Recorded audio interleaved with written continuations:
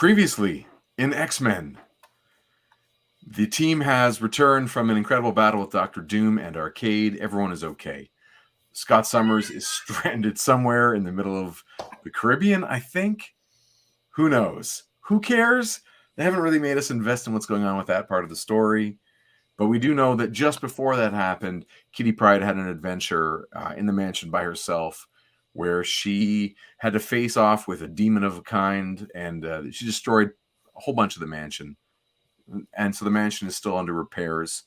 But more importantly, we actually have to talk about what happened in the Avengers before, because today we are sidestepping, making a lateral move. Instead of reading the next issue of X-Men, which is totally fair and reasonable, we are actually reading a concurrent issue of the Avengers that Chris Claremont writes. It's King-size Annual 10 of the Avengers today on Previously in X-Men. And I am Jason Lapidus. I'm Chris Sanagan, and I just realized something with the cover of that book. And we are a Group of 7 Comics. And Chris just realized something. So we make comics, and we love to talk about comics. And we've been on a deep dive into the essential X-Men comics to discover what is it that makes these awesome team superhero comics click, and how can we take that and incorporate what we've learned into our own series, our own amazing heroic team called the Peregrines that we're working on right now. On Instagram, there is a daily comic. So every day we put up 3 panels that we create in under an hour-ish. Today was a little over. And it's been so much fun. And the things that we see about team dynamics, we get to kind of incorporate in real time into what we're making, which is an absolute blast. So you can find that at Group of 7 Comics on Instagram. And again, the number is 7. So Chris, you were going to say something about the cover of this issue. What is it, sir? Oh, well, I mean, we can get into the actual main pieces of the comic, of the cover. But what I wondered, if you just show that again, show that comic again. So it's Avengers. It's like the number 10, the annual number 10. True. At the top, there's an ad to win a 10-speed racer. Formula 10. Do you think that's intentional? Like synchronicity. Good talk, man. Good talk. For a Formula 5 bike. So importantly, how are you? Oh, I'm good. Now I'm really interested in whether that the ad space for that bike was intentional with the number. No, I'm good. I just thought it doesn't matter. No, I'm good. I thought it was really interesting to jump a little bit, to do a little bit of a sideways shuffle with Avengers Annual 10. But I'm super glad we did. Oh, good.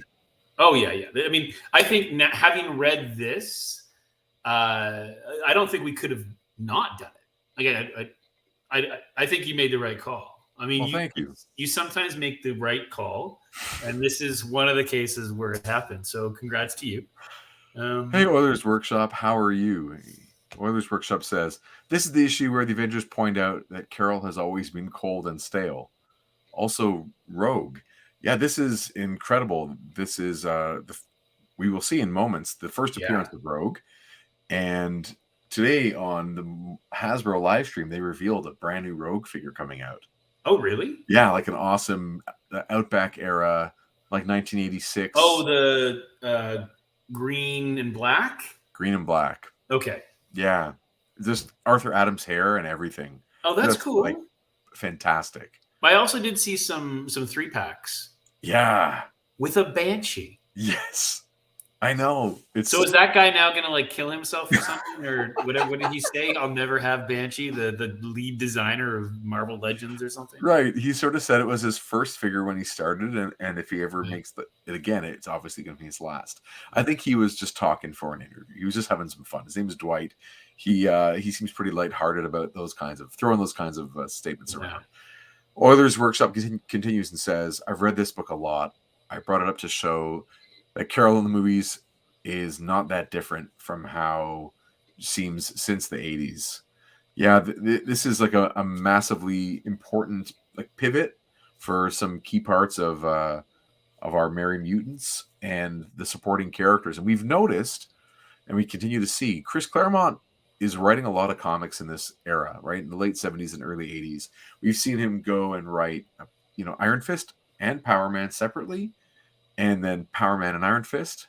We've seen him write Spider-Woman, Miss Marvel, obviously X-Men, and he goes on to write many more things, but and Marvel Team Up. And so the characters he works on, he likes to bring back in and kind of have moments in the other series that impact X-Men and vice versa. Is Claremont at this stage then, and this is 1981 we're talking about, is he generally regarded as the most prolific writer out there? No. Oh, I mean, he's writing the highest selling Marvel book and the right. runaway hit of the last year or two. But the guys that have been working there Some of them, I mean, Kirby is only how many years out of Marvel? Like 3? You know what I mean? And so that's a golden age and silver age artist. Stan Lee is still working at Marvel, no longer writing. Essentially, he is moving to LA to kind of try and sell properties, to sell licenses to production companies, work Hollywood. He's not editor in chief, but I think he still might be part of like the ownership side. Jim Shooter's editor in chief. Claremont is just like the kid of the moment. And Frank Miller's about to make huge waves. There's lots of other young guys around. But writing comics, and this is not a knock at you, but I hope you take it personally. You better. Writing comics is easy. No. Writing comics at Marvel in 1981 is not a task that takes up a lot of time to write one issue a month. You can write 5 a month. It's not the most challenging of writer jobs for someone who's a competent writer. Like you can do 5 issues, and a lot of those guys did. You could draw. If you're John Byrne, you can draw 2 a month. If you're Jack Kirby, you can draw 4 a month. Then John Romita Jr. would do 2 a month. So some of those guys are unbelievably prolific, but as a writer, it's not. I mean, they're pumping out basically disposable comics that are becoming now not disposable. They're not kind of they're these artifacts and collectibles. Yeah, of course. I mean, I think I don't. It's no anything to suggest that the work involved with putting a script together. Now, I'm not talking about quality, but the literal work involved it pales in comparison. Right. And we talk about this actually with looking at a contemporary lens. We're always fascinated by like the output of Jeff Lemire, where and he's been on record by saying things like, I start my day at X, I end it at this. On the weekend, I do this. It's like, he's just constantly either doing his own stuff, writing for something else, drawing something else. Like, yeah. Hey, Kevin, toying around. Hey, Kev. How are you, man? Yeah, how was your live stream tonight, Kevin? I hope you had fun. I heard you had a terrible guest on. Yes. Either way, I think you did in out and out. But there you go. Have you been to that burger place, by the way, In and Out? No, I have not. In again? No. That's another thing altogether. That's a whole thing. We'll talk about that. I have heard good things about In and Out. Sorry, I'm just saying. And we like burgers. So we do love burgers. So Claremont is writing, and Kevin says, "Yeah, the guy was dead weight." Nice. I'm both dead and I'm weight. Yeah. So put them together, makes total sense. It's kind of neat that Claremont is doing this X-Men stuff. Byrne has done Avengers. That Claremont is doing Avengers Annual 10. Okay. And Byrne was on the Avengers title for maybe 5 or 6 issues as well, just before this. So with Claremont? No. Okay, so there was not a Claremont Byrne Avengers. No. It would have been magic or terrible. But seeing again Byrne at that moment in his development, it's really cool. And Austin's not always inking, so you get to see the different Byrne. It's very cool. But this issue I did not get as a kid in 81. I wasn't collecting comics yet. Even as a child, at 13 or 12, this issue had notoriety, and I hunted it down as a back issue. And now it's triple digits because of the X-Men connection. Because of the X-Men connection, because of the artist Michael Golden, who was you got to give us all a primer on Michael Golden, because I don't know. He is. I don't even know where to begin on this guy, but it is like a quantum leap in ability between even the cover artist Al Milgrom and the interior artist Michael Golden. Basically, Golden is a guy who comes to comic in the 70s, late 70s, I have an art book of his. If you ever wanted to like see a retrospective of some of his stuff, he's immensely talented. So he comes to Marvel through a series called Micronauts, Right. and he is one of those guys that draws slower than the others, and he also doesn't love always like making Marvel comics, so he's really okay with not making them. So if you want him, like you're gonna have to put up with him, and he would disappear.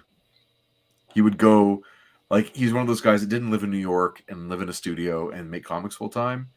He would work in comics, and then he would leave and go like onto a cattle ranch somewhere and like herd cattle for 6 months.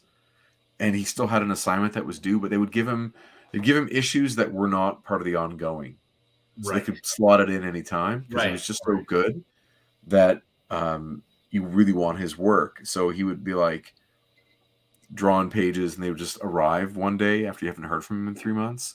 So he's like an editor's nightmare and dream at the same time. There's a little bit of DC stuff he did. There's some great Batman that he did, but I came across him through G.I. Joe, where he did some incredible covers that just looked like, again, they were surreal. He brought in a Japanese manga and anime influence that just like the big eyes and other characteristics you didn't see anywhere else. You remember there's that series called Marvel Fanfare? Mm-hmm. And you know how they have those... here's Marvel Fanfare #1. That's him. Right. Those stock issues, so those like back stock. What do we call them again? When it's like a series, like an issue that they just have in the back pocket, they can publish whenever they need to. Oh, I mean, we had a name for it, and either way, there were these basically every editor would basically stockpile an issue or two, so that if ever things were running late, they could just sub in an issue, which we've seen in our X-Men run, which we have encountered absolutely 3 times. Yeah. So eventually there were too many issues sitting around at the Marvel office, and they made a title called Marvel Fanfare that were just those stock issues, those stockpiled issues. And Michael Golden does like the first arc because that's the kind of artist he would be.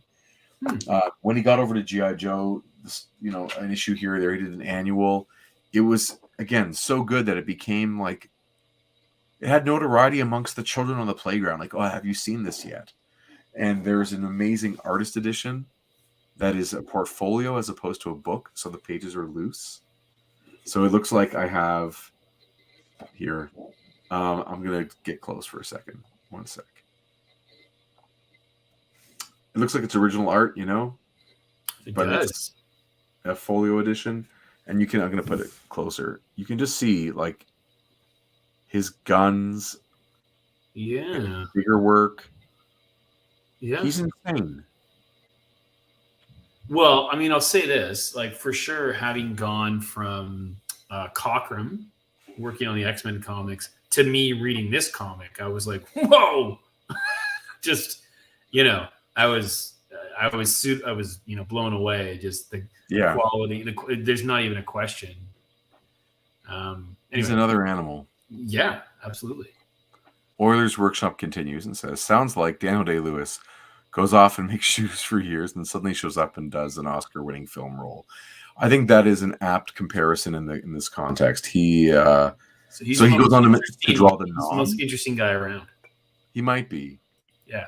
He goes on to draw the Nom. If you've ever seen those covers or the interiors, again, his ability to draw machinery, like war machinery, is I don't even know how to begin. It just, his line art is maybe the best ever. He did one issue of Star Wars, which our friend Robert Haynes made sure I knew about, and I tracked it down. And so you just kind of, there's an issue of Doctor Strange he did, just one issue, and it's, again, like the best issue of Doctor Strange. So I just have a box of Michael Golden, and I just collect. It's cool. If I ever come across anything of his, I just get it, because they're the best looking books that you can see. And they're jam-packed with so many like nuggets of awesomeness. Mm-hmm. You had an annual signed by him. Oh, that's so cool. That would have been so hard to keep. I'm not surprised you sold it, because like you can't read it. You want to keep it so precious when it becomes, elevated by his signature. That's really cool. This is my kid copy. Yeah, it's a reader. I'm never going to get rid of it. And the coloring on it is a little off register. So that means the color plates and the ink plates, like they're a little different, a little askew, and it just muddies it up just a little more than the brain wants. So, okay, one last just note before we get into the content. Sure. So last week, I think it was on Cartoonist Kayfabe, Jim and Ed were talking about color. Okay. And they were talking about a Hulk comic, I believe, and how even though in that era there were 64 colors available through the 4-color process of... I'm aware of the 64 color Crayola collection. I'm aware of the 64 colors of Crayola. So even though there were 64 colors available to colorists, they only used about 20-ish. Right. Jim and Ed said. So I actually wrote to Jim right away. Similar to me, I'd only use about 20 of the 64 Crayolas. So I wrote to Jim and said, "Hey man, like, can you elaborate on that? Because I was very interested." And he posted on his Patreon right away, like within maybe an hour, a response saying, first of all, don't ever touch me again. Yeah. He wrote that things like, because of the quality of the paper, certain colors didn't show enough distinction between A and B. They just came out so close together, it wasn't worth using both. Okay. Or let's say the 25% of the yellow wouldn't even really show up on the paper. It wasn't worth doing because the paper was already a little bit yellow. So it narrowed down 64 down to just, a little over 20. And then it becomes habit because there's not a lot of turnover in the industry. Like, people stay in those jobs for the Silver Age. And there aren't a lot of colorists who try new things until a guy named Neil Adams. And he insisted on using more of the color spectrum. And in this one, I don't know if you noticed in the credits, Michael Golden is the colorist. Oh, I did not notice that. No. And the colors are varied. There's like 3 blues sometimes in one area, or 3 greens. And it's fascinating. So we're going to see a very different approach to color and a more varied approach. And since we're looking at the original scans, right, we're not looking at a digital version, which I do have here, by the way, if we ever wanted to. And they're so saturated and bright, it's too much. Right, you and I are looking at them from, I can't believe I get to do this. Share it. This box set, bro. 40 Years of Avengers came out in, I think, Please tell me it's a sweet, sweet DVD-ROM. DVD-ROM, bro. And on it are 40 years of Avengers comics that have been scanned from the original printed editions, not digitally colored. So we get to view them the way that the colorist and the artist and the production team intended them to be viewed when they made them at the time. In this case, 1981. Juan, spelled with a W. So it's kind of neat. Now, before we go further, I got to give you just an insane piece of backstory. And I say you mean... Like your backstory? So before this issue, in Avengers 200, Carol Danvers is a member of the team. She's a member of the Avengers. Yes. Juan. And her name is... Miss Marvel. Right. She's not Captain Marvel. Miss Marvel. No, she's not Captain Marvel. But if we say Captain Marvel by accident, it's all good. It's now kind of one thing, right? Okay. So in that issue, she meets a man named Marcus, and he comes from another dimension. Yeah, yeah. And he convinces her to fall in love with him, and he impregnates her, and then so she leaves with Marcus. Yes. In the Avengers issue, and the Avengers don't really see there's anything wrong with that, but we kind of learn that there was not there wasn't really consent in this dynamic of Carol Danvers and Marcus. And so she's been gone for 6 months. She's not on Earth. She's in another dimension. Limbo. Basically, like, this connects to the MCU in a really cool way, because there's a time traveler character named King the Conqueror, who at another point in time is called Ramatut. Another point in time, he's called Immortus. And Marcus is Immortus's son. So this is all like a weird connection. That all being said, Carol Danvers is has been out of comics for a few months. And the last time she was there, she was probably in a non-consensual relationship with a cosmic entity of some kind. Right. Time Who travel. birthed himself. He did. Really weird. He impregnated her and birthed himself. With himself. And then himself came out. It's very weird. It really is. And yeah, I don't... Okay, but this needs to be known. This is not Claremont's writing. This is a consortium of writers, including Jim Shooter, and I think Dave Michelini and a few others. So Claremont has lost his chance to write Ms. Marvel, Carol Danvers. Mm-hmm. The series is over, and then these other creators take that character and kind of do something horrible to her. Yeah. I'm trying not to dwell on it too much, but it doesn't work in 2022 or any year before that, or even any of the other years preceding 2020. Right, and I don't mean to make light. It's just really, really bizarre, and it's a dark spot on Marvel's comic writing history. Okay. It's not okay. Okay, well, I'm glad. Okay, so there is more of there's an actual. There's something behind it, because what I'm saying is when I read, there's a recap of what you are just mentioning in the issue, and I was like, what? And I'm like, this whole, and I'm just, why would you even do that? What the, but so she's been, but since then though, you're saying there's been like that piece has been it's not just like a throwaway issue. It's not like a throwaway storyline. It's like people are like, oh God, what the hell was going on back then? Right. And so Claremont basically, this issue is almost like a reaction to it, right? Because it would not have been talked about. It would have just been Carol Danvers was kind of written out of Marvel continuity for a stretch. And this is a character that Claremont was invested in.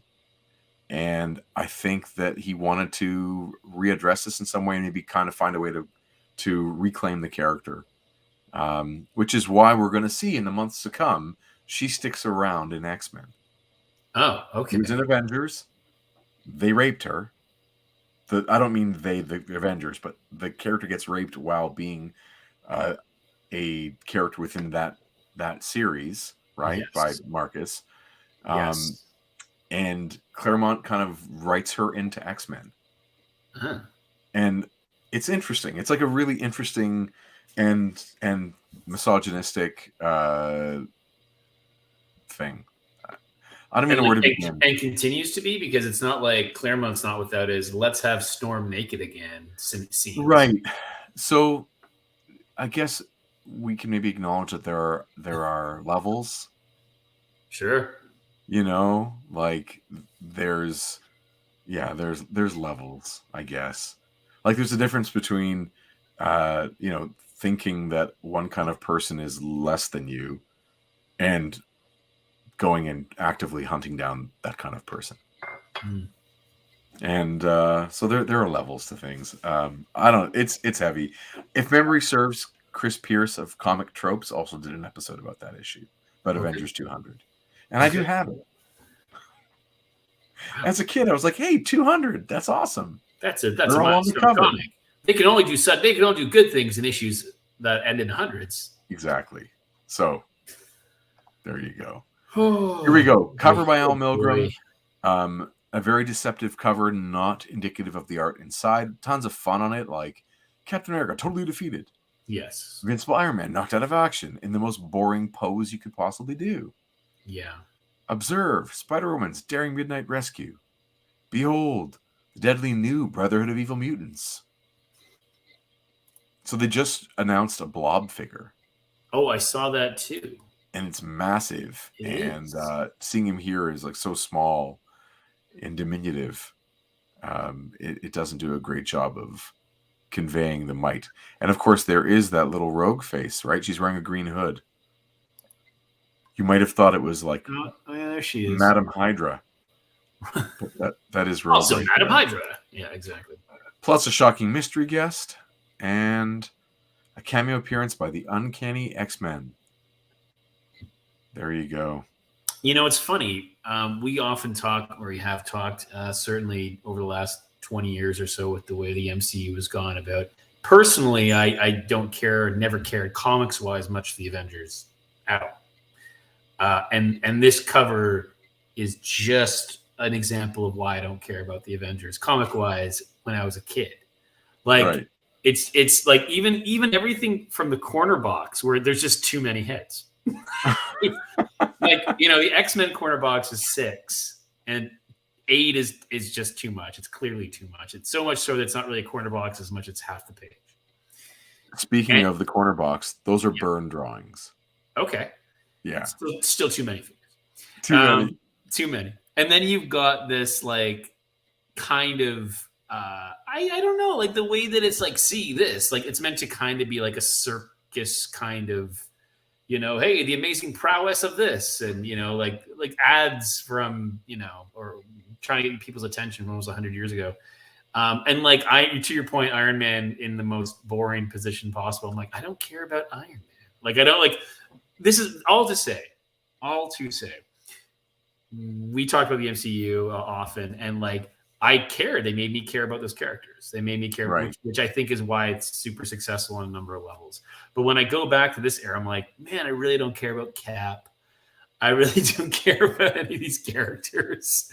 It just kind of struck for me, right? And it took, yeah, thanks, Trevor. It just took that incarnation, that version, to make me, and probably a lot of other people, care about these versions of these characters. Totally. I never cared about the X-Men. I always thought they were kind of fun and cool, which is why I think one of the reasons why we're doing the series. Right. But as a team, as like the Avengers, I'm like, anyway, all the same. No, I think what you're saying is related to the general consensus at the time.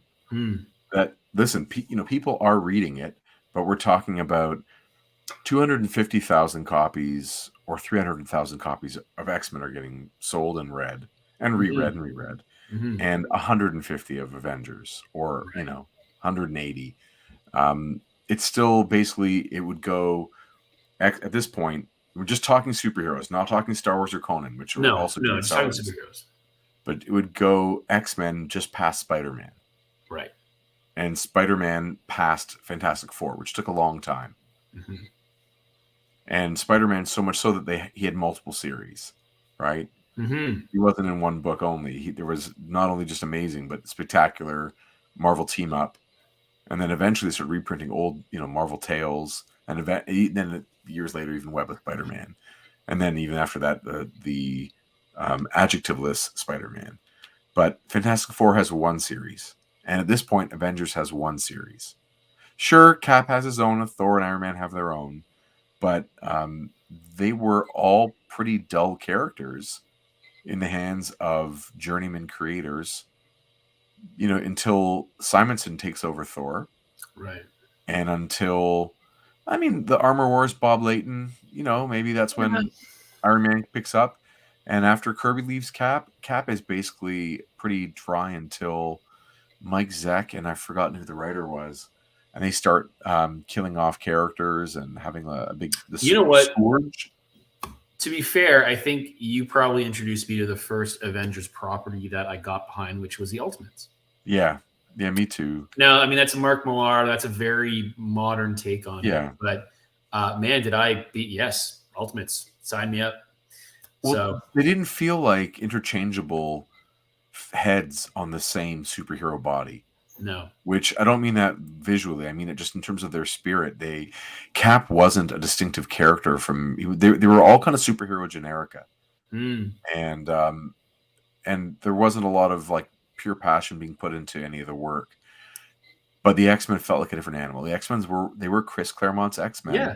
Him and a partner. And he would change partners every few years, but that investment into them was very meaningful. We need to get started on this.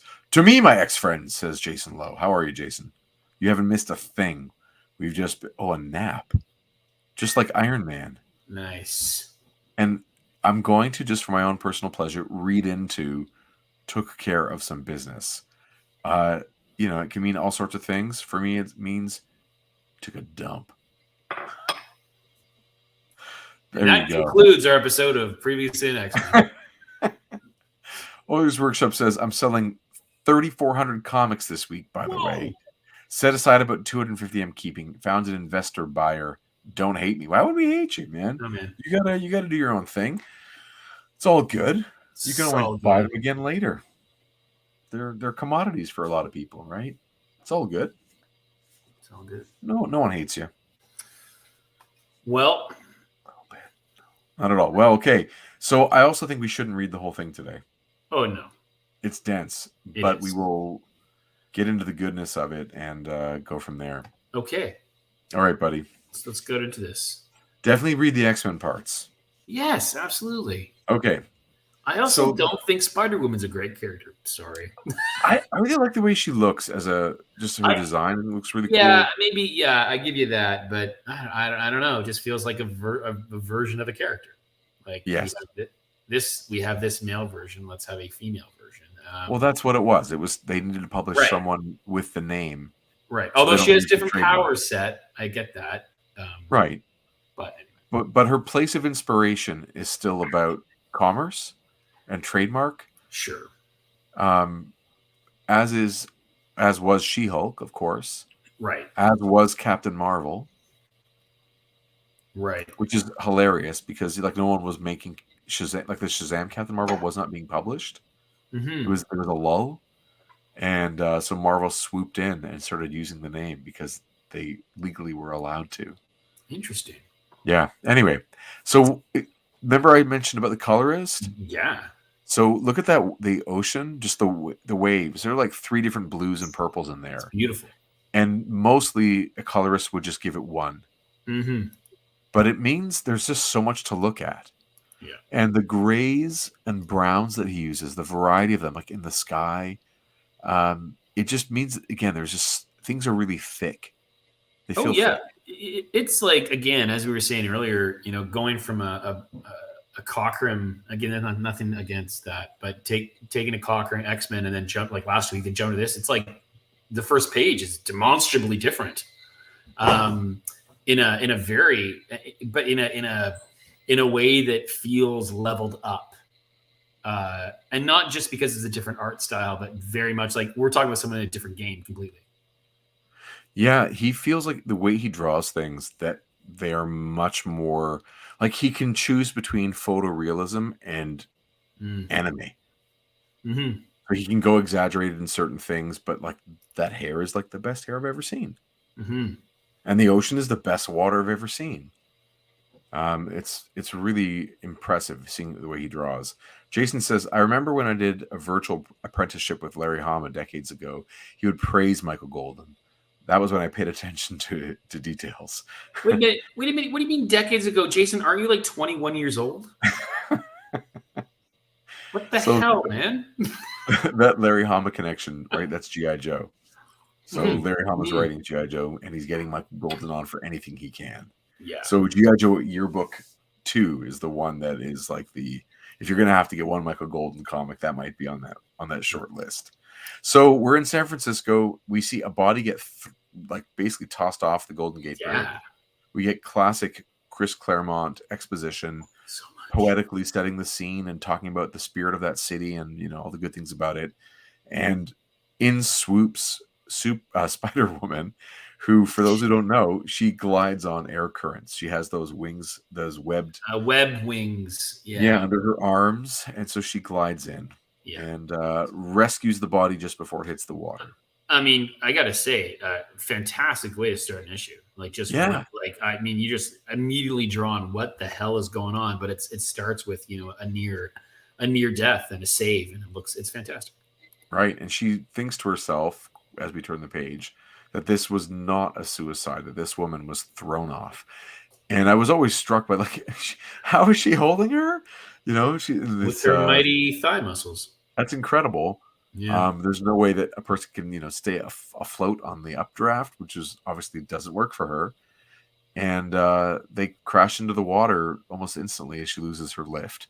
And again, the water has multiple colors in it. The sky has multiple colors. The reds on her costume. This is often an artist like Klaus Janson or Terry Austin would often apply screen tone to like gray up that darker red. And so Uh-huh. they would only have one red across her and one yellow across her, but they would just apply a screen tone, like a dot pattern of some kind. But Right. because he, as a penciler, knows that he's going to color, he probably doesn't instruct or like expect Armando Gil to do it. He knows he's going to have the last say in affecting the lighting with color, Mm-hmm. which looks amazing. Well, look So they at like crouch. Oh, panel sorry. Go 4. ahead. I was gonna say panel 4, where it's almost the color of her hair is almost the color of the water. Oh yeah. And it lends itself much. It's a great effect because she feels like she's even in more trouble than she might be. So Jason says Golden makes that pose believable. Oh yeah, you can sense the weight of that Spider-Woman's carrying. yes, 100%. yes, Just phenomenal artist. Like his figure work, caricature, everything. I'm opening my raw copy to read this with you guys. I love this comic. I also love her chilling on the wall. I mean, come on. Like, just to do those little touches. We see Byrne do that too, like with yeah. Nightcrawler.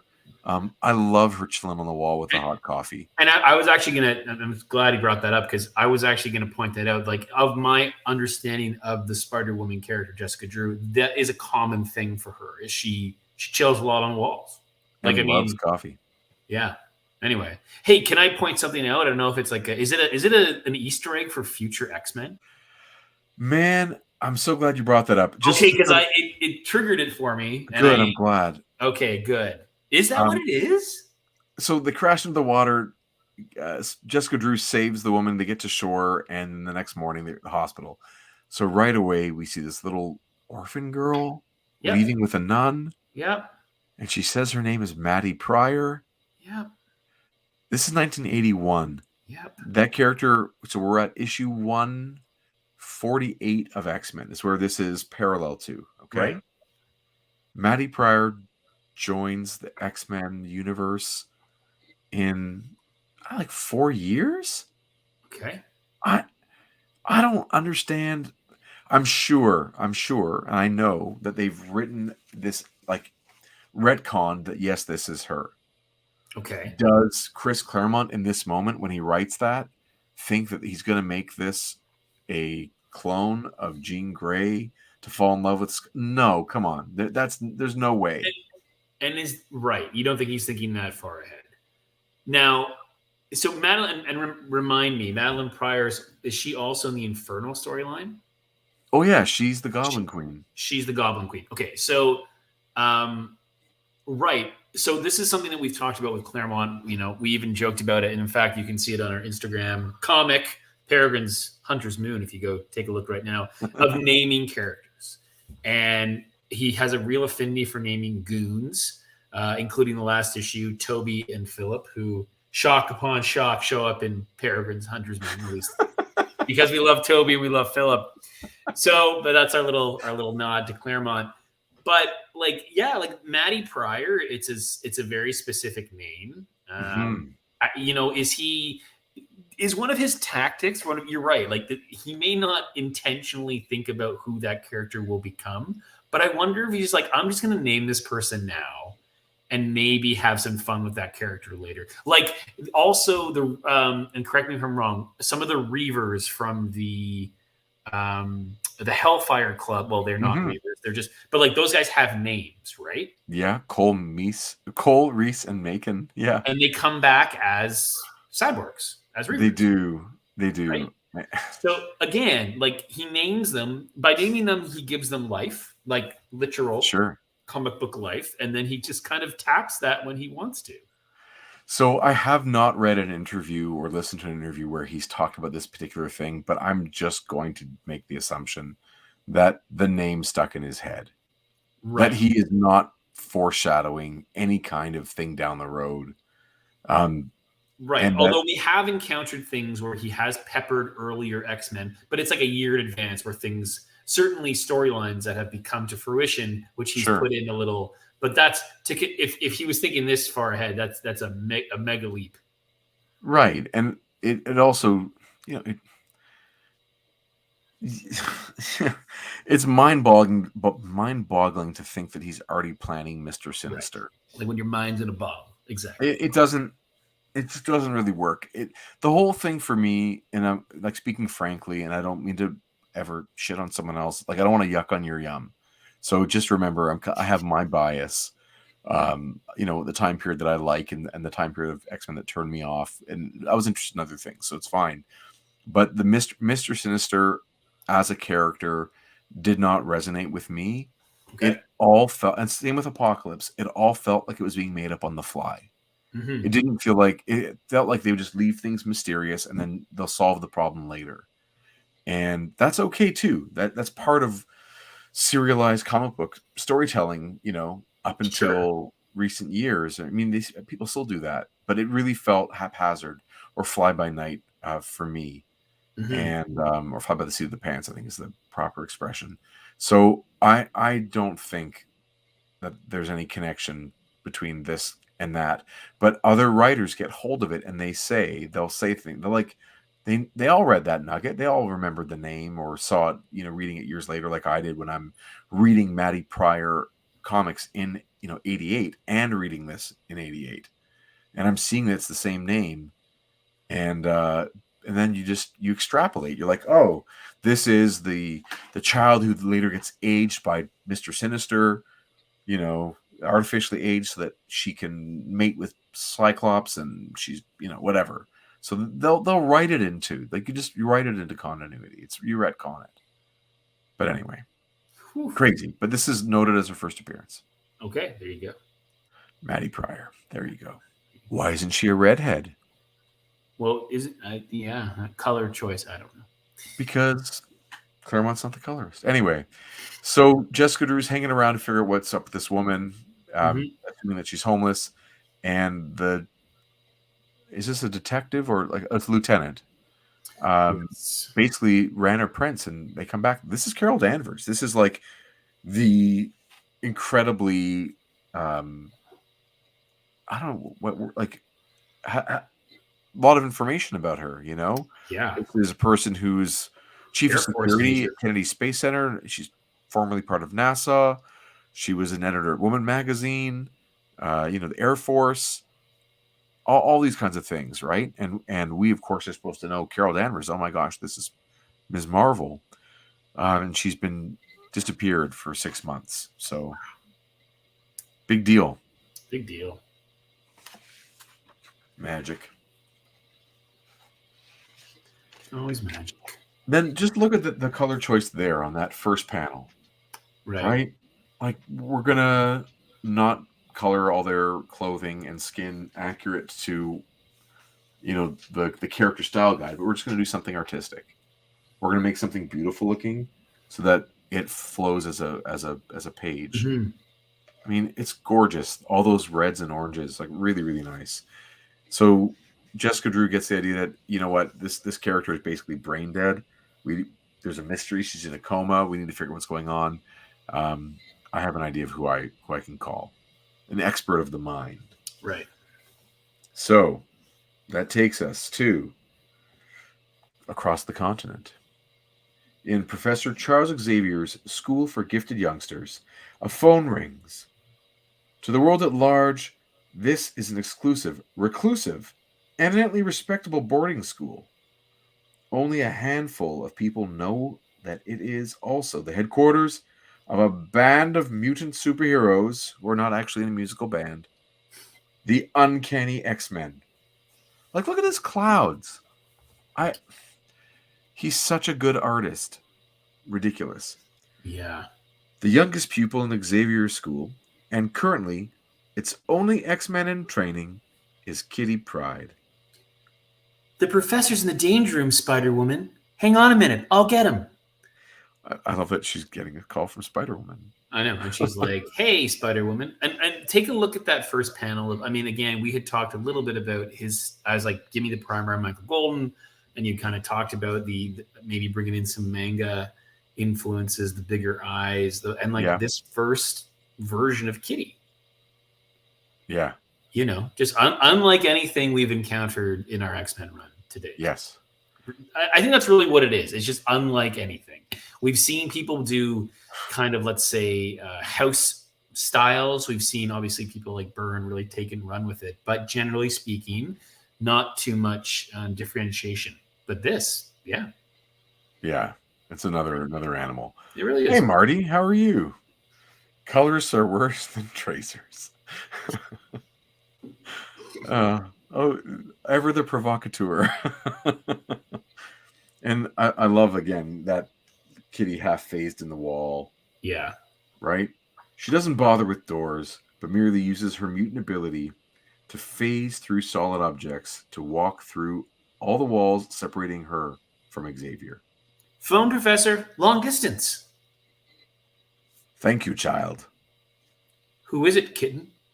Actually, I think I got to read the bottom before we get Oh, there. yeah. Hold on. Hard at work repairing the observation booth's control systems destroyed last Christmas, along with much of the mansion itself, during an epic one-on-one battle between Kitty and a demon, X-Men 143, are two full-fledged X-Men, Nightcrawler, Kurt Wagner, and Storm Aurora. Who is it, kitten? Spider-Woman, Aurora. She sounded pretty Nightcrawler. Yuck. I have to stop complimenting the art, but look at that Bamf. How cool. Yeah. You feel like that smoke is really pushing out from the center. You can smell that brimstone. Totally.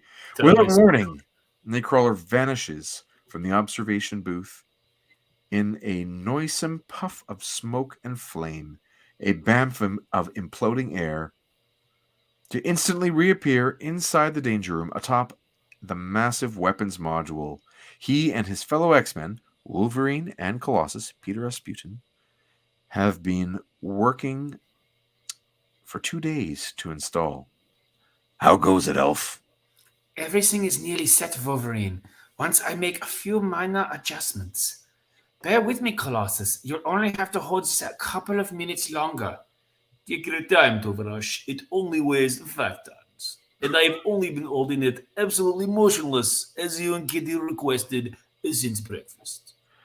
Now, I might have read the wrong panel next, but the fact that there is that green narration box joining panel 1 to this largest panel makes me think that that's the No, you're right. No, it is, because the next thing is, oh, gee, Peter sounds so miffed. So right. She heard him. Go for it. And it's all my fault because of my fight with that stupid demon. True, kitten. That battle wrecked much of the school, and it will cost a fortune to set things right. But what matters, and it is the only thing that matters, is that you survived. Machines can be replaced. People, especially those you love, cannot. You sure you know what you're doing, bub? Kitty and I triple-checked every circuit, my friend. It should work. Great. It will work. I agree, Spider-Woman. Your situation does seem to indicate a need for my special abilities. I can be in San Francisco by mid-afternoon. I'll see you then. Cross your fingers, X-Men. Power relays on. I love his fingers. Yes, they are great. So cool. And great storytelling in that, we want to turn the page to see what happens. Boom. You know what I mean? Absolutely. He pushed the button, now let's see. But I wanted to say that coloring on Professor Xavier, by the way, just if you don't mind going back one. Yes, yeah. You can just see that he is facing away from the window just because of the coloring choice. Mm-hmm. Like the window, the yellow of that room, which we're clearly shown is bright yellow in that space, and he's in the darkness. And so that, the yellow hits the side of him. The double lighting's unbelievable. So good. And look at that Wolverine head and face, where, one thing that we've landed on is perhaps we're not sure if Cochran likes Wolverine or whatever, but the way his hair is always drawn super high, or his widow's peak. This is just a Wolverine face and head that is economical and works. Yeah. Right? Everything about it works. Proportionally correct. Thank you. Yeah. Yeah. He's really neat looking. Yeah. It's going to cost a ton. Yeah. Kitty? Yes. Do you have money? You. Yikes.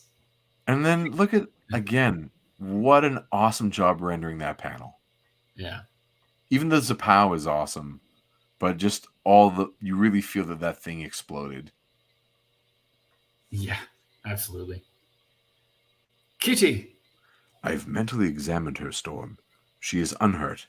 is everything all right, Kitty? Act 9. Wow, Nightcrawler? Ja, Katchen? Back to the drawing board. Ja, Katchen. I find that, Claremont seems to be one of the only guys that can kind of write this way.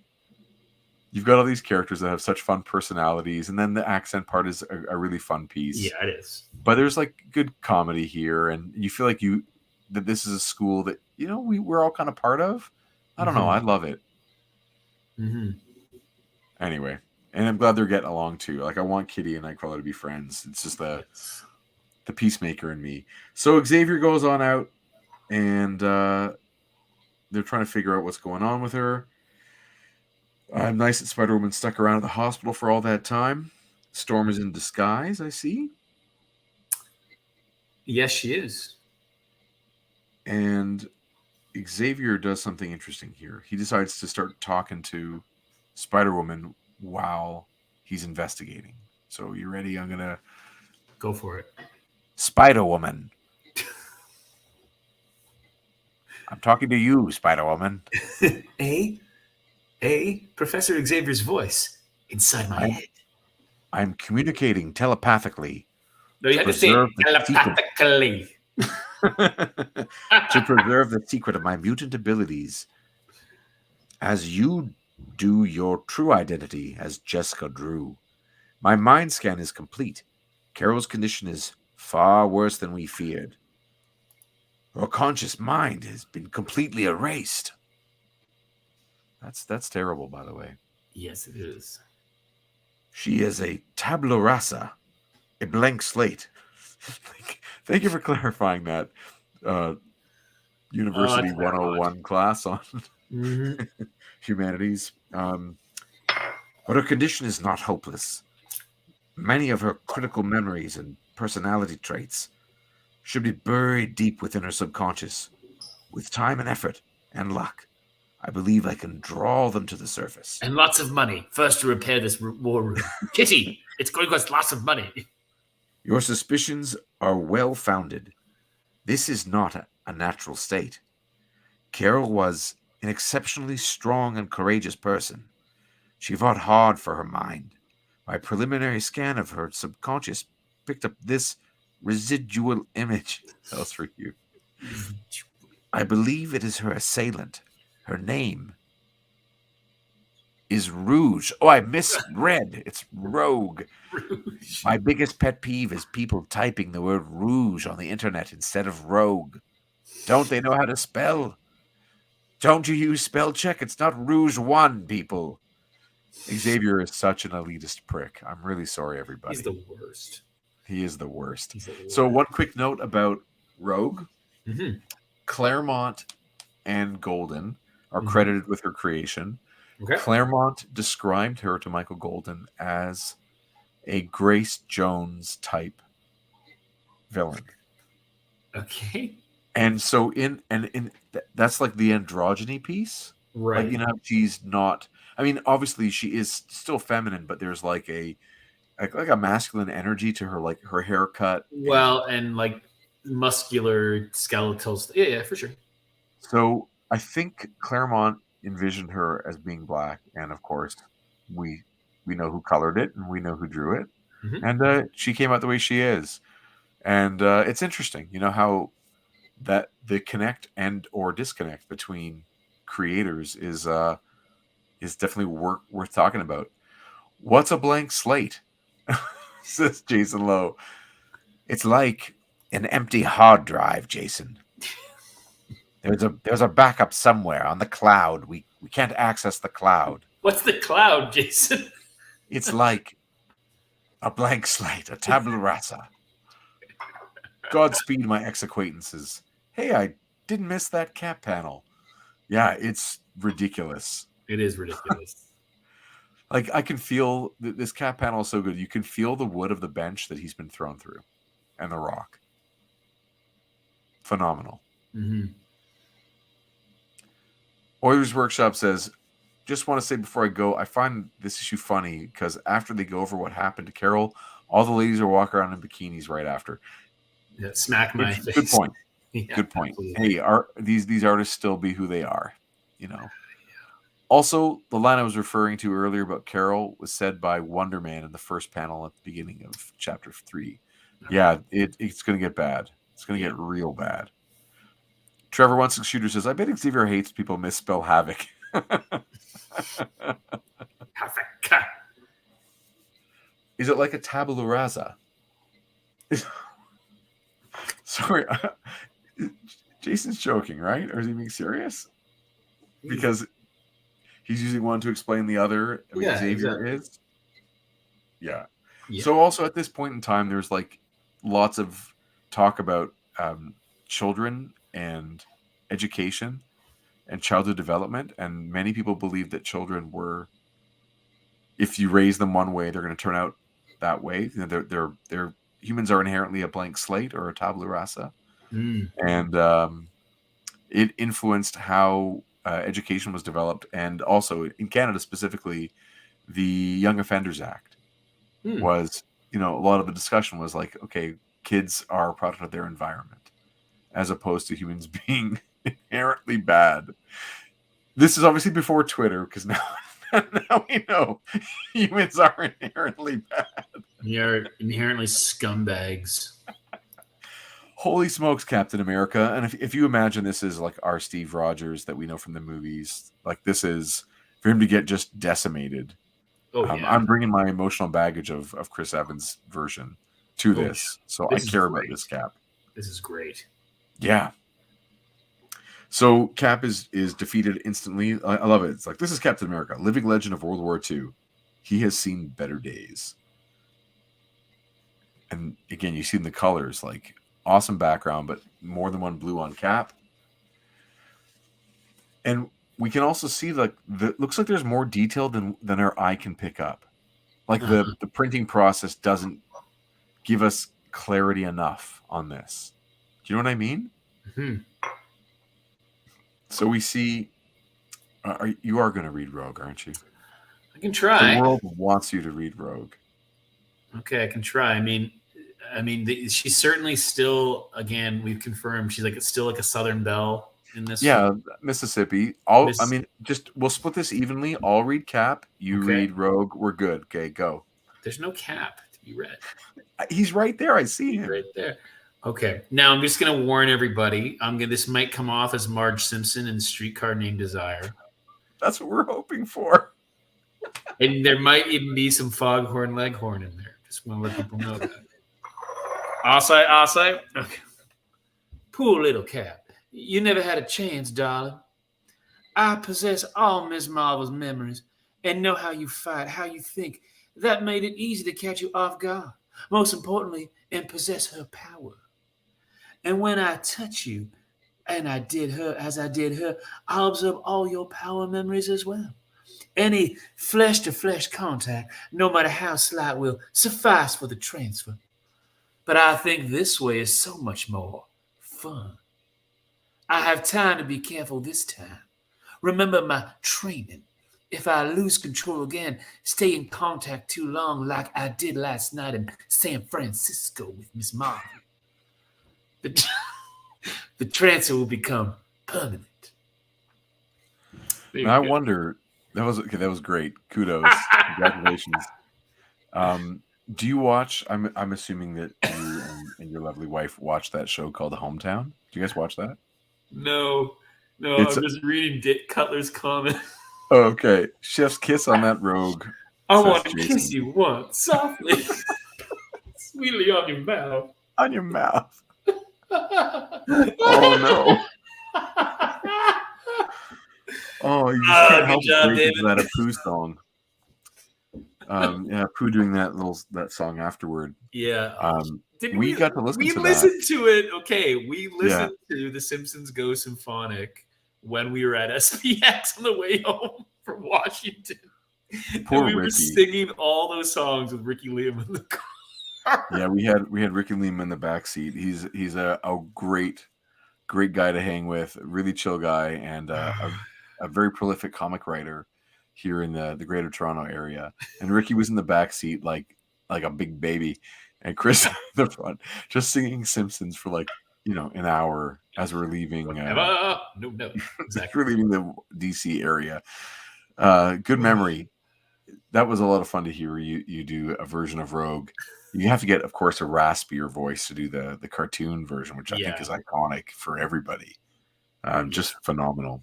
Yeah. Anyway, there's a show that my wife loves called Hometown, which it takes place in Mississippi, and it's a home decorating show, reno and decoration show. Do they talk like they're in Steel Magnolias? I don't know. I've never seen Steel Magnolias, but they do have Mississippi accents, and I do enjoy hearing them speak.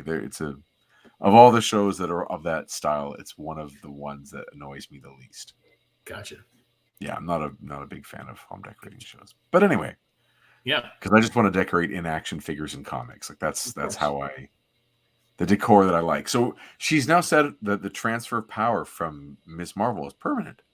Yes, which was a mistake. Right. Right. She wasn't actually. She did it too long. Right. Yeah. So she's still in training. Which, okay. So who's training her? Right. Right. Interesting. And I also love the Kirby Crackle as like part of her power when she touches. Sure. It makes it a little more dynamic to look at, and going and kissing Cap, and like when she's just the way the hands are on his face and the little wing going through her fingers of his mask. Yeah, just those little touches, it makes such a huge difference to the impact of that. All right, so then it moves over to Avengers Mansion in New York. Oh, Jason's here. New York City. That first panel on that next page with him crashing through being thrown through the window. Oh yeah. So we get all these superheroes sitting around. Beast is drinking tea. Jarvis is serving from from his cart. If we have a character called Jocasta who is coming through the doorway. Yeah, walk me through. I've seen her. There's a little Marvel legend of her. Yes. What is her character? She's like another robot in service to the Avengers. That was for you, Jason. New York City. David says the Avengers are so square. They really are in this. Like, who sits around in these costumes? So she is essentially like an Ultron mate who isn't evil. Oh, okay. Okay, that's just I think they were going to put. They were going to use as a counterpoint, like get Wasp's mind to be like the template for her personality and all that. It's just another story thing. But we've got a Lady Ultron. Lady Ultron. Okay. Yeah. And they're all sitting around having tea in their mansion. All of a sudden, of course, goodness gracious, crash. Here comes Captain America being thrown through the window. Awesome. Like, what a power move, right? Huge. And I think, and the Tony Stark, I know I'm not trying to jump ahead too quickly, but those next two panels to me, and this is how much I've learned just from this and hanging out with you and you give me looks. Those to me look like almost like John Romita Jr. drawings. Like do they? A little bit. His face and then even him at the controls. I don't know why, but that's kind of gives me that vibe. That's very cool. So, similar time period. But just look at the the lighting on Tony Stark's face is really great. Yeah. You can feel that he's in a lab, that he's like lit from his computer screen kind of thing. Mm-hmm. And then the one on the button. Yeah. Like the hand on that button, just the way they handle it is phenomenal. It reads crystal clear. He's a brilliant colorist. Oh, Trevor says, that Jocasta's like Bride of Frankenstein. Okay. To Ultron's Frankenstein's monster. Right. That's very good. Yeah. Keeping in mind that Tony Stark's identity is secret in this. Right. By the way. All right. So they're just in communication. Little gag about Jarvis being covered in some in debris and stuff from his tea cart. I love Beast's hair, the way it's drawn here from Golden. Just everything. He draws everything so much better than everyone else. Yeah. We should move through. It's a long issue. It is. And we're only on, page nothing. Why don't these ones have numbers? Those jerks. I also noticed he doesn't use. He eliminates gutters a lot more than Cockrum and Byrne. Mm-hmm. But doing that strategy of like, let's really make the panels very different, so we don't need a gutter on that top row. Mm-hmm. You're not going to ever confuse those three things, but there's no No. gutters between them. It really works. So Iron Man's putting on the costume like he's pulling on gloves, like the body language there looks like someone pulling on like dishwasher gloves, Sure. while on the phone. That's a phone he has, by the way. We used to have to pinch a phone between our cheek and shoulder and watch out for the cord back in the day.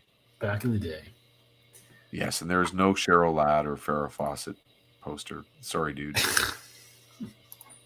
It looks like it's Wasp here, right? This is Janet Janet Pym. She's Janet called Pym. at this point. Here to visit, and she doesn't know that Iron Man is Tony Stark, which I think is bullshit. But because it's not really Jan anyway. Hey, didn't she just go to like Tony Stark's office? Yeah. And Iron Man's in it? Yeah. But how good is that Iron Man face? That's pretty good. It's awesome. It's Mystique. Yeah, that's even better. And is she using her belt buckle to make her powers change? Oh. Or is she using the belt buckle to control the device, the device on his back? Yeah. Either way. Very cool. Way. And then we move again. We have flash across to New York. We have a character running into an alley. Is that supposed to be Rogue running into the alley? Yeah, that woman in green running into the service alley. She's the one Xavier showed me. Oh, he says that actually. Yeah. So he goes to follow? Yeah. Right. Oh, nice. Okay, so Thor goes over there and it turns into his human version? Yeah. Dr. Donald Blake? Why would he do that? I don't know. Because he said, because Cap needs a doctor. So Wonder Man said, we need Dr. Donald Blake. But if he knows the woman who attacked, anyway, doesn't really make sense. But they needed him to change. Yes. Yeah. Changes. And yeah. So he changes. He should be dead from that shop. And we get creepy looking Rogue face. You can see Art Adams all over that. Yeah. You can see McFarlane all over that style. And awesome Jessica Drew flying in the back in shadow. Yeah, it's really cool. And they scrap. And Blake goes for that hammer or goes for his stick and transforms off panel. Yeah, but look at that punching the wall and Drew getting out of the way. You can see her scrambling. Yeah. Exactly. Awesome cartooning, right? The motion, she's going backward toward the back of further away from us as Rogue is coming onto the panel and smashing that brick. Yeah, Thor gets in there, obviously takes her off the wall, and you do not want to have proximity to this character as she starts to absorb his power. Yeah, these characters, the Avengers, are really coming off as kind of dumb lummoxes. Yeah. It's really disappointing, except for Spider-Woman. She's the one who seems to have decent head on her shoulders. But this is one of those times where I'm just reminded, okay, who's the writer of this? And it's Claremont. And okay, what's his book? X-Men. Right. Oh, right. So he's not interested to make the Avengers look great. He's setting us up for the Avengers to be both ethically and heroically the buffoons of the issue. Wow. Yeah. Wow. So awesome. We get she's absorbing Thor's powers, and Jessica Drew throws a venom blast. And super, again, brilliant use of color. The underside of her hand is illuminated from her blast. And it really, really works to put those fingers in the foreground and her head in the background.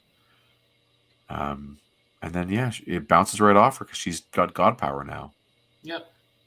And then she fights Vision, takes him out. Yeah. Wonder Man's like, a woman? What? Oh, God. He's the worst. Yeah. Or he's the best. He's, Nathan Fillion. But he's not Nathan Fillion. But he's not. It's okay. So she can withstand. I mean, he's really high powered as well, He Wonder is. Man. Yeah. So he goes in to give her a good body check, and she can withstand it no problem, which is awesome. And she shakes him, giving him a little gurk action going on, and reveals those power energy eyes. Just throws him into a dumpster. Okay, you get out of here, buddy. Yeah. You're useless, like a rag doll. I mean, this character at this point is just destroying the X-Men. I mean, the Avengers on her Yeah. own. Oh yeah. Very formidable. And then she can take off. She flies because she's got Thor's power of flight, I guess. I guess. Danvers' power. Yeah, I guess. Yeah. You know. Yeah, Oh, that's a great look of Hawkeye. Great shot of Hawkeye there. Looking up. Yeah. You can feel like he's taking the tension off the bow. Yeah. Like letting it decrease in tension. Mm-hmm. Just the way his hand is coming back. Mm-hmm. Very cool. I also like this. He's not even looking at Spider-Woman. He's just like, what brings you here, Red? Aren't you based in Los Angeles? San Francisco. Did you flew? Investigating the attempted murder of Carol Danvers. Better known to you. It says better know to you, but it should be better known to you. It should be. Ms. Marvel. Ms. Marvel, excuse me. And then they have the conference room talk. Yeah. And here we get the recap. We should read this, eh? Sure. Or will it make us like? Should we read it? Should we not read it? I guess we kind of have to explain for those who haven't read the issue already. It's only fair, maybe. Sure. Okay. I guess I'll start with Spider-Woman. Do you want to? I'll do Scarlet Witch. You do Spider-Woman. Sure. I'm assisting the San Francisco Police Department. You can confirm that with Lieutenant Sabrina Morell of Homicide. 6 months ago, Miss Marvel and Carol Danvers vanished simultaneously from New York. 3 months ago, according to Lieutenant Morell, sorry, it's my British Canadianness, Carol serviced in San Francisco, where she lived peacefully, unobtrusively, until last night, when I believe Rogue tried to kill her. You seem to find this astonishing. Why? Because we never thought we'd see Carol again. She was only an Avenger for a comparatively short time. I think I knew her best, yet in retrospect, I hardly knew her at all. I love cliches. She was a strong, self-reliant, take-charge lady. Some people found that a bit daunting. She was also a very private person.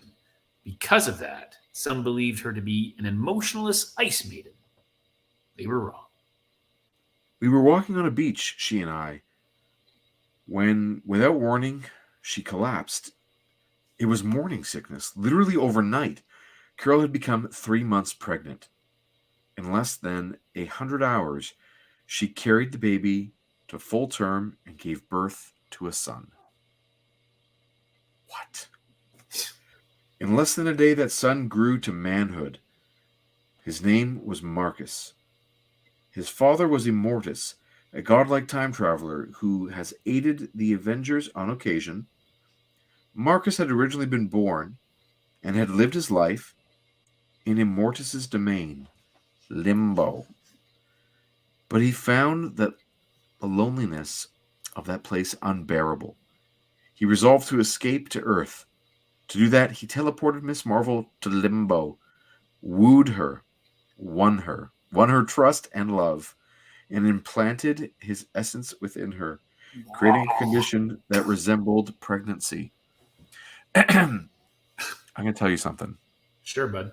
I've also created a condition that resembled pregnancy. Uh-huh. Yeah. Yeah. Yeah. Okay. Oh my goodness. Oh my goodness is right. Oh my goodness. This is crazy. I'm going to continue on with Hawkeye, okay? Go for it. Assuming you're going to be Beast. Okay. But Marcus was still bound to Limbo. His very presence on Earth disrupted the local time stream. We had crazies popping out the wazoo. Dinosaurs. Dinosaurs, spaceships, knights in armor, the works. While we fought them, Marcus was in our lab building a machine he said would save the day.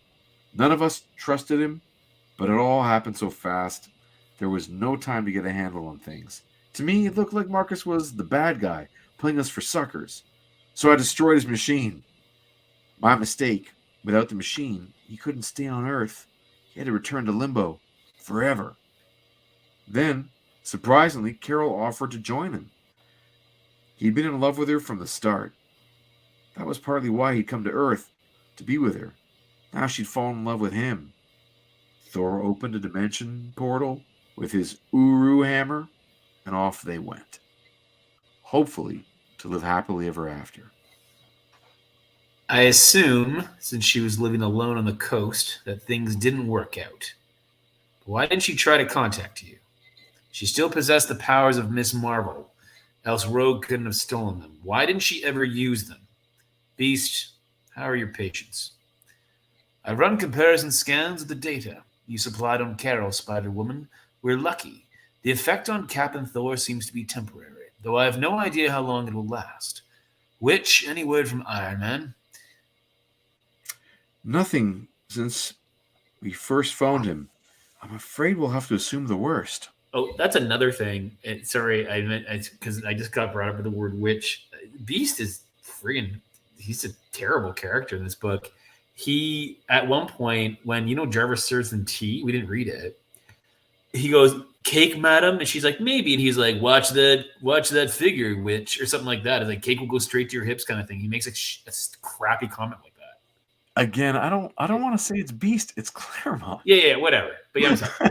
Whatever. It's Claremont through these characters. But anyway, it's just bad. It's like Jesus. That's the version of like banal chatter between characters. You know what I mean? Like that's how people talk to each other. Yeah. Is men say terrible things.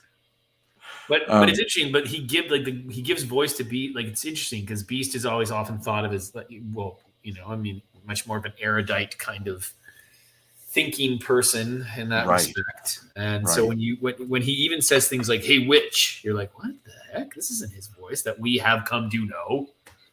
It's different. Totally. It's not Frasier. My condition that resembles Cancel Beast. Chicken McNugget. Chicken McNuggets. Cancel Dr. McCoy. Everyone hates Beast nowadays. The stuff from this issue gets brought up a lot. That's interesting, David. I didn't know that. Yeah. I think I was in my local comic store. The guy was just telling me that he hates Beast because of like war crimes. I'm like, war crimes? Frasier? Like, how's there? But there's a lot of stuff that goes on, I think, with the character, with the way that he's been written, and he's written to become a terrible human being. Or mutant, pardon me. Terrible mutant. Terrible homo superior. All right. Right. So, they've assumed the worst. They don't know what's up with Iron Man. They figure out, basically, that they can track what he's there on the scanners. Over Manhattan. Mm-hmm. And so they're heading there. Oh, sorry, who are they tracking? Miss Marvel? Like that can't be. Sorry, I'm having trouble here. She took her aura. The scanners have found Rogue's aura because she has Miss Marvel's aura. Right. So she's trackable. Right. Does that make sense? Yeah, sure. So anyway, over this amazing drawing of a prison, Rikers Island, we see Destiny, right? The blind woman that we've met in Days of Future Past. Mm-hmm. They drop Iron Man with Tony Stark inside the armor, who's paralyzed as a bomb. So that is awesome. Totally. Using him as a direct bomb to take out like the generator is fantastic. And without the generator, the blob is loose. Yeah. And what a blob. By the way, they revealed like the blob figure for next year as well. That's right. Marvel Legends. It's awesome. And we've got Avalanche too. Yeah. Starts doing stuff, and Pyro is leading Destiny by the hand. Now look at that, like tidal wave of debris. Yeah. Like this guy animates amazingly well. Just the best. Then the next page we get the characters are now in the courtyard, like they've escaped. They're wearing their super suits. Yeah. This year, just talking Marvel Legends, so we've got a Blob coming in a suit very similar to this. Yes. We have Avalanche, who's out now. In that suit? In that suit, recently released. I have not seen it yet, but I will get it. Pyro I missed in that suit. Okay. Destiny we do not have yet. Mystique I have in that suit. And the Rogue, there is like something close to this suit, but it's really? Yeah. Okay. Yeah. I believe that Jason Lowe has that one as well. From the Pyro Rogue 2-pack.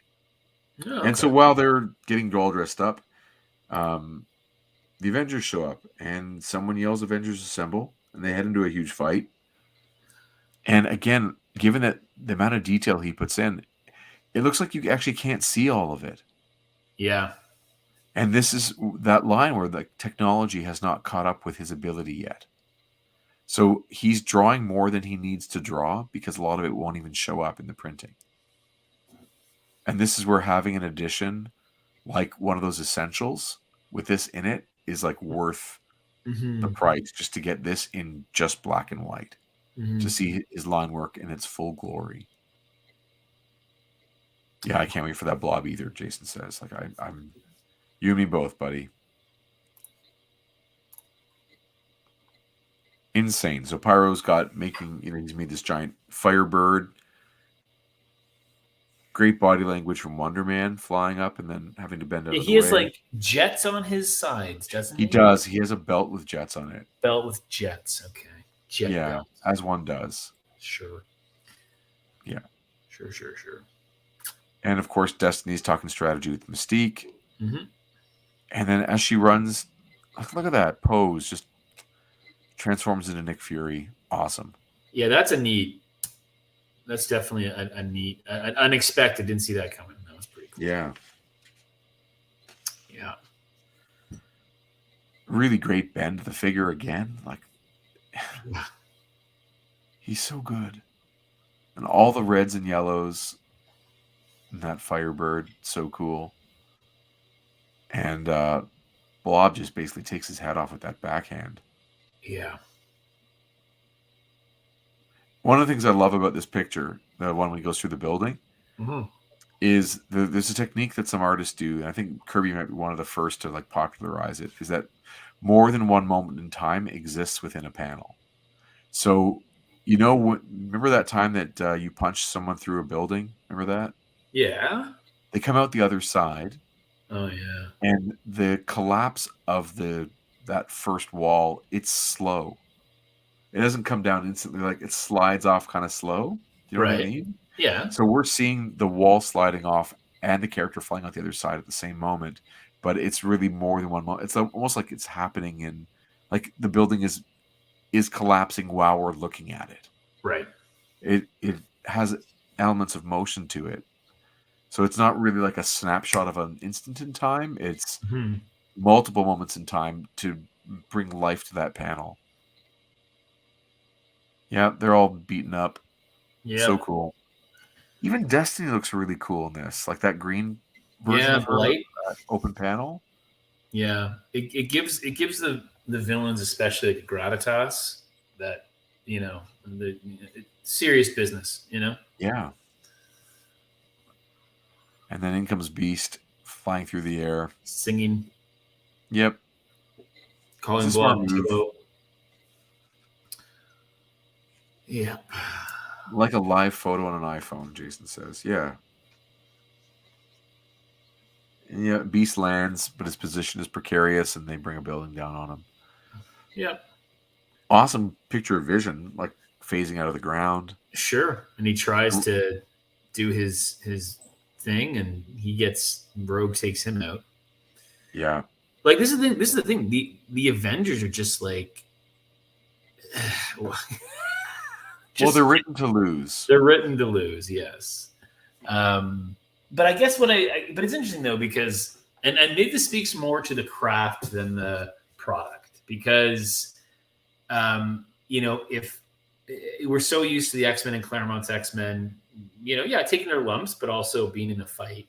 And if Claremont's objective is to make the Avengers look silly or maintain their silliness or whatever, he's doing such a great job, which at the same time, like from an editorial perspective, like how does that make it through? And they go, what are you doing here, man? You know what I mean? Like, come on, what are you doing? I think part of the theatricality of superhero comics, like when Superman goes to fight Spider-Man. Sorry, what? I'm just saying, like, you have two characters that are heroes in their own respective worlds. Right. Someone's got to lose. I thought you were talking about a crossover, a literal crossover. Well, there is one. Oh, okay. Mm-hmm. Actually, like from the 70s in a oversized format, right? A Treasury edition. Okay. But when you have characters, like someone has to lose the fight. Mm-hmm. Otherwise, you get the thing where it's the Rock with his contract where he's not ever allowed to lose a match, and like he has to have equal amount of punches. Right. So if he's in a movie, he's never going to lose a fight, or at least So it's good that this writer is completely biased and he's favoring one group over another. So we get this is just an issue where the Avengers look like idiots. Exactly. They just played for chumps. They are. But it's so great to look at. No, that's true. Just, again, these coloring choices are so good. Breaking up the rhythms by just throwing in other monochromatic panels and Vision getting smacked by Rogue with the double fist hammer thing. Yeah. Looks great. And Avalanche using his powers. Taking out Hawkeye. Look at that Earth. Look at the arrows falling from his quiver. Yeah. Yeah. No one else is drawing like this at the time. Mm-hmm. So good. Okay. And Spider-Woman goes to recover Iron Man and Regenerator, and of course she sees Nick Fury. But since you and I are so savvy, we know that's not really Nick Fury. That's right. And Iron Man gives that cue to Spider-Woman, who takes action right away. And I like that Mystique also has there's an energy effect around her power usage. You know what's missing though? A butta. Yeah. Sound effect. True. True. It is a crowded panel though. Mm-hmm. I also love that there are like ghost images of where she has already shot. Yes. And one is below and two are above. Uh-huh. So she's spraying. She's going up and down, right? Oh, yeah. Awesome. More action. And then I love this Iron Man 2-panel sequence. Like, I like flying it too. up. The momentum of his moving towards, like flying up and towards us and then throwing that right-hand punch. I love it. Yeah. Again, well, this is an example of giving, maybe some respect back to these characters. They're not, Sure. Not so much an idiotic look, but an actual heroic ability. Yeah, and there's so much action to tell in this issue that I think in a lot of other comics that punch would have been half a page. Right. It would have been a much bigger panel.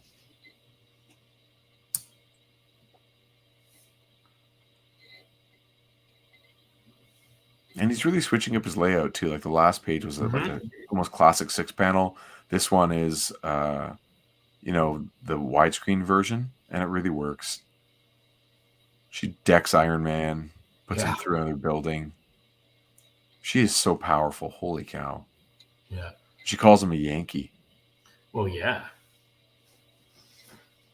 And then, Scarlet Witch weighs in. Yeah. And shit's about to get real.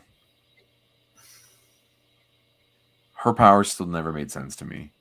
They still, yeah. She can make things happen that aren't supposed to happen. Literally anything can happen. Right. Yeah. Okay, sure. She's got Deus Ex Machina powers. Jason comments that we can see more of that, all his machine gun effects in both the Nom and G.I. Joe for sure. For sure. Yeah. More fighting. Awesome flying pose as Rogue is trying to escape.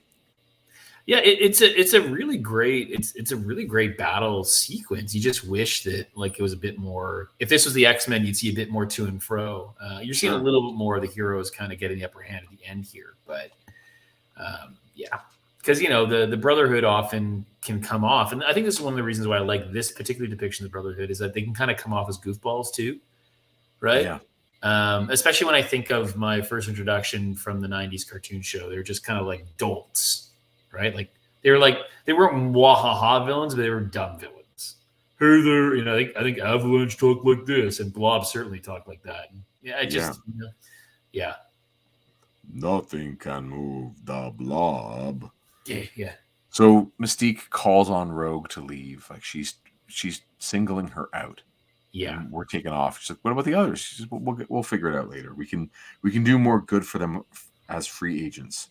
Yeah. And his fellow prisoners. Now climb aboard or be left behind. Oof. Which again, when first I explored their relationship through the '90s cartoon, there's a huge storyline about that, about her and Mystique and their relationship. Yeah. Right. And Iron Man is noting that her access to that kind of plane is very surprising because it's really top secret and only a few built. And now we know that Scarlet Witch is engaged with Pyro. She's using her power. He's turned his power. Avalanche is, I guess, not involved in this either. He's not. I don't think so. But Scarlet Witch has animated a massive dragon out of rock and concrete, a monster, and is fighting a huge fire monster.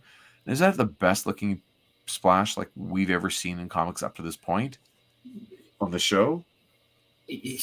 I mean, it's funny. When I first saw this, I thought, I'm like, what exactly is going on? Because of we talked about the digital scans, maybe muddying some things, but there's a ton going on there. Yeah. He's just on another planet as his talent level. But like I said, or like I keep saying, it's almost too much for the medium at this point in time. Right. It's like overload. Yeah. A little bit. Yeah. And then Iron Man gets involved and he uses his repulsors and blows some stuff up. Yeah. Hawkeye launches an arrow with a butt end to it to knock out Pyro. Sure. And then Wonder Man lifts up a water tower, classic Marvel. And they're going to dump that water tower, right? That's right. Wait, what?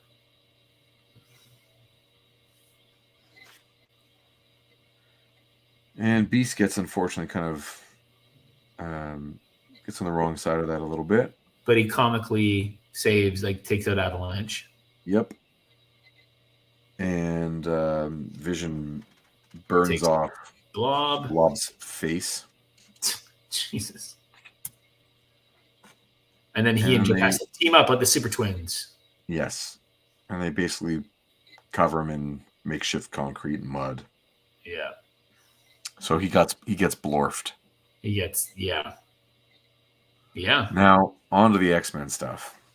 So, in Chapter 5, the Avengers now arrive at the X-Mansion. Okay, Professor Xavier's School for Gifted Youngsters, Salem Center, New York, some weeks later. Now, look at this thing coming in, and look at those treetops.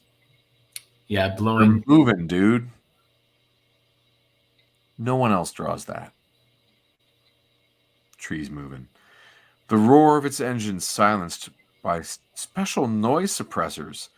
An Avengers Quinjet slides softly down to a landing on the sprawling yard behind Xavier's mansion. Its arrival is not unexpected, which means its arrival is expected. Yeah. New York City. X-Men. Would you and Jessica please accompany me inside the house?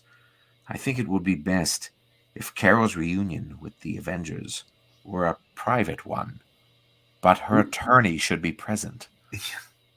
We will stay if you wish, Carol. Note that Nightcrawler is naked. Is he? Well, he's wearing blue bottoms.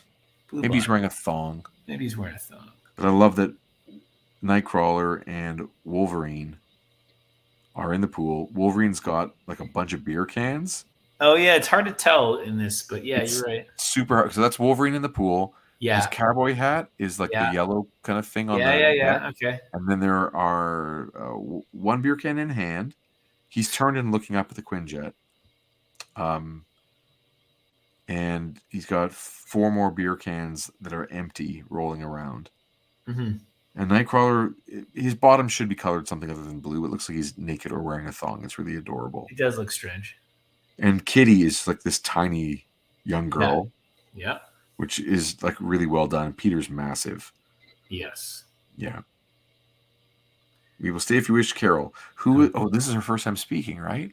Yeah. Thanks, Aurora, but no. Are you sure you'll be all right? I'm not sure of anything, Jess, except that this is something I feel I have to do. I understand. If you need a friend, call. I'll hear you.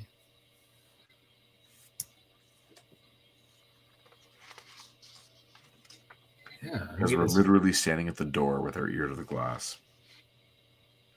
At first, no one says a word, and Carol panics, regretting letting Jessica Drew go, wondering if this sudden burst of terror shows on her face. Then... Hi, Carol. How are you doing? Better than expected, Hank. I'll never regain all my memories, but Professor Xavier has helped me remember who I am, who and what I was. I remember my family, I remember the Avengers, and how I came to leave them. Bits and pieces mostly. I've a ways to go yet. But I'm forgetting my manners. Please sit down. Would anyone like some iced tea? I'm afraid Wolverine took the beer with him. You're looking real good, Carol. What happened to Marcus? After you left with him, we didn't expect to see you two lovebirds again. I'm sure you didn't, Hawkeye. Marcus is dead. What? We're very sorry, Carol. You two made a wonderful couple. We hope you'd be happy together. Is there anything we can do to help ease your pain? Didn't you do enough to cause it? Carol? What's wrong? I'm sorry, Hank. Be not ashamed of thy womanly tears, Carol. Thou hast lost the one thou didst love. No! Eh? I never loved Marcus. I didn't love Marcus. I never loved Marcus. Don't any of you realize what happened months ago? What Marcus did to me? Guys, maybe our visit was a mistake. Hold it. I was there, lady. You told us you cared for Marcus. You left with him of your own free will. I left because I had no choice. Marcus gave me none. I was a sad... He was a sad, pathetic creature, possessing the abilities of a god, the body of a man, the emotional maturity of a child. In limbo, his every wish was granted. He saw me, desired me. He used me as the means to escape from limbo to Earth. And when that plan failed, he took me back with him. You saw it happen, Hawkeye. You, Iron Man, Thor, you heard his story. Marcus said that Immortus' device could bend me to his will, but he didn't want me that way. He set out to win my love, and finally, as he told you, with a subtle boost from Immortus' machines, he succeeded. Yuck.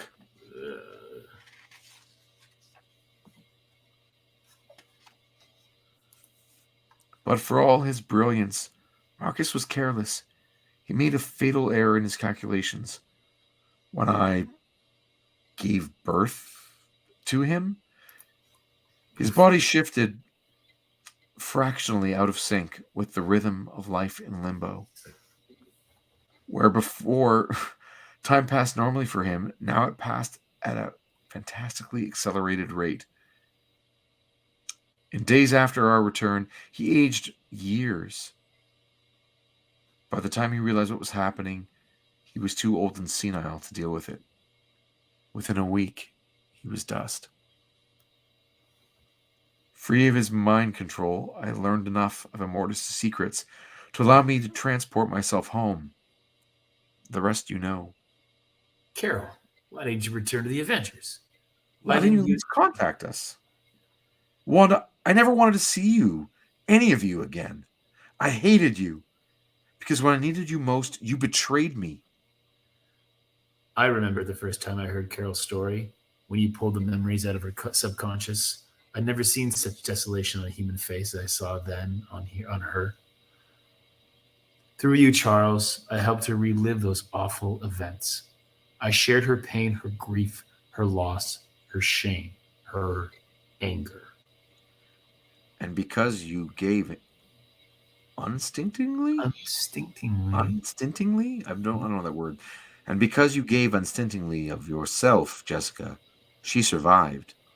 No friend could have done more. With my ultra-sensitive ears, I can hear every word she says. There's such agony in her voice, Charles. I want to go to her, stand beside her, help her. So do I, Jessica. But for our friend's sake, for Carol, we must not.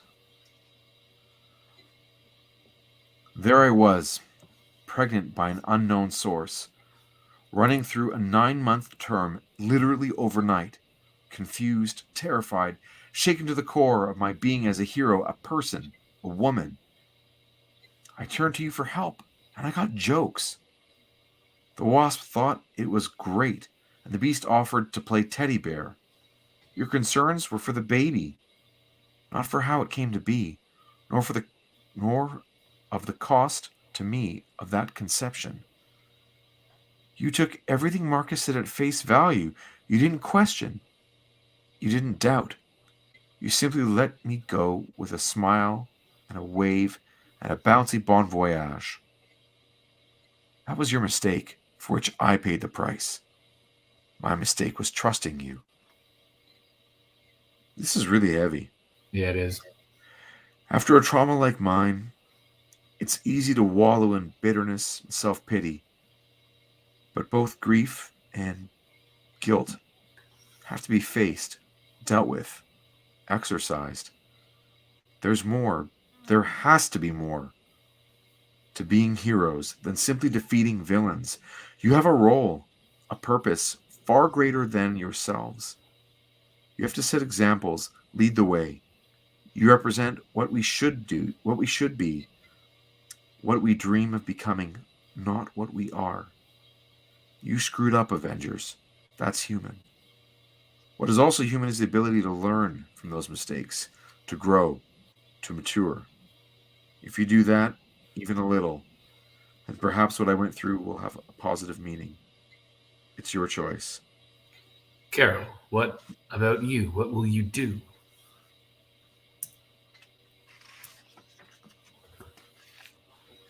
Pick up the pieces of my life, start again. I'm good at that. Carol, I would give anything for this never to have happened. We are so sorry. I know, Wanda. Don't worry. I'll be all right. And then the Avengers go. Yep. And Wanda makes it about herself in her first sentence. What if it was me instead of Carol? Yeah. What if you had chosen me? Yeah, they kind of head off into the sunset, thinking about their failure, and that's sort of the end of the story. And then we get an ad that put here is in really bad taste. Yeah. Ain't she sweet? Spider-Woman. Yeah. I have not been watching the chat for a minute because it looked like it was getting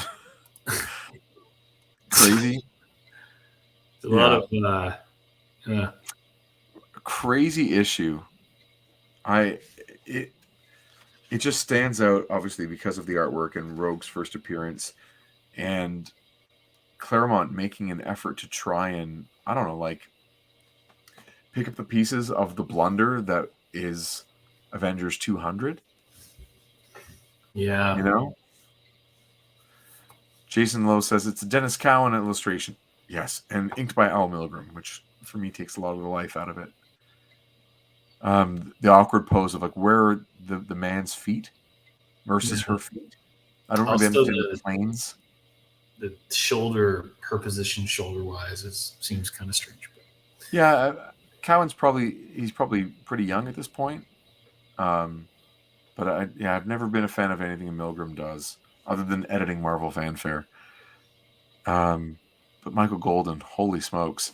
So I'm really interested to see now. We've established Rogue as this villain. Yeah. And I'm curious to see how many months it will take before we see her again. Mm-hmm. And then the journey she has to go on to become the staple member of the team. Right. And to gain the confidence and the trust of the team members. But I like you said before, you know, I don't know if we can. Oh, that's why, because there's bots in the chat. Pardon me. I don't know if we can understand the journey she goes on from villain to hero unless we see her as a villain. Yeah. Yeah. Meet hot mutant girls here. You got it. There you go. Jason says he loves those dramatic darks. Yeah, Golden is phenomenal. Yeah. He's one of those guys I've joked with you, Chris, that Arthur Adams is a bad influence on me because he makes you want to draw like him. Mm-hmm. And anytime you try and go in those, or anytime I try and go in those directions, it like ruins me. But there you go. Anyway, any final thoughts on this one? I mean, there's so many ways I think that this is a fascinating artifact. I think we've come across we've actually come across a few times, as much as we talk about how Claremont and artistic team have subjected women in terms of some of the positions and scenarios they put them in. At this, they've also dealt with some other things. Certainly, there's a few times we've talked about violence against women, and there's been a few times where it's popped up story-wise. Proteus is an example. There's with Moira and Joe, her husband. So it's interesting from that fact, and they're important from that perspective. I'll say that. There's also just the idea too, like creatively, of taking this issue and taking issue with issue 200, and then like not rectifying it, but certainly holding it out for all to see and be like, this is a problem. And so I'm gonna try to put a creative way of addressing it, because again, I mean, even throughout the cycle of like the Avengers in this case are really not likable, you know, and that some of that kind of came up in the chat. So, and then you have the storytelling aspects where you've got these, you know, first, you know, Rogue, who becomes such a big character in the X-verse. So yeah, it's all over the board. I'm really glad that we've had a chance to look at it and connect it to what we're doing here. And yeah, no, I think it's a really worthwhile comic to go through, especially like that ending is, you know, the last 5 or 6 pages is probably some of the heaviest, if not the heaviest stuff that we've encountered, certainly so far in our journey. So yeah. Crazy. Yeah. Next week, we're going to be back on X-Men. We'll be reading 148, I believe. The Return of Arcade. Oh. You make me cry if that's the truth. I have not read ahead yet, but I flipped, but I didn't read it. Right.